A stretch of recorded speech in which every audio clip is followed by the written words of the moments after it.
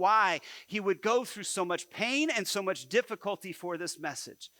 It's a realization that we have an inheritance that maybe cannot be seen, but can be felt. And that inheritance that he speaks of, it's actually twofold. There's a twofold thing. When the New Testament talks about your inheritance, by believing in Jesus, by knowing Jesus, by following Jesus, it's actually talking about two things. Number one is the thing that most people know about, that's eternal life.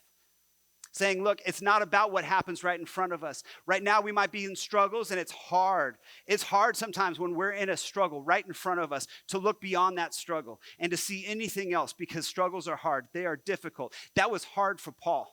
That was even hard for Paul. A lot of people don't realize that was even hard for Paul. Paul in Romans, he actually says this. He says, I don't know why I do the things I do. Tells us that Paul also sometimes sinned. Paul also sometimes struggled. And I can guarantee you, it doesn't tell us what he did that he was like, I don't know why I do that thing. It doesn't tell us specifics, but I can guarantee you it's in those specific moments that he's like, I don't know why I do this. It probably came at a time when he was saying, no, it's about me. And he made something about himself and he did something wrong.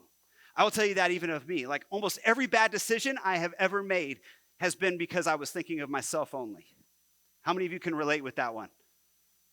How many of you can secretly relate, but you're like, I'm not raising my hand to that? I get it. Here's the thing. That's one of those things. But the inheritance that he's talking about is there is eternity. That the things that we face, the struggles that we have, yes, it is hard and it is difficult. And sometimes they shake us. They absolutely do. But they're only a moment. They're only this moment. And it's only a blip when we also have eternity. There's an eternal world. It's beyond our life here. And it's something that is so vast and so long. And that's part of the inheritance. And Paul knows that. He knows that the struggles he faces, it's only moments. And it's only temporary. But there is eternal life waiting. That he's got that. And he's secure in that. But there's also a part two to inheritance. The inheritance that you all have.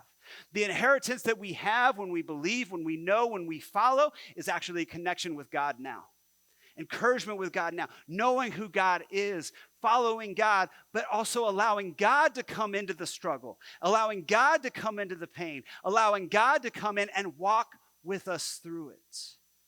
I've been on both sides of the coin, going through struggles as not a Christian and going through struggles as a Christian. I will tell you this, having faith in God and knowing God and having a connection to Him makes those struggles so much easier and different than it does when you're on the other side of the coin. When you're over here and you have no hope and no faith and no connection to God, the struggle's worse. It's harder. It's difficult. The Bible never lies. It says that you will go through struggles.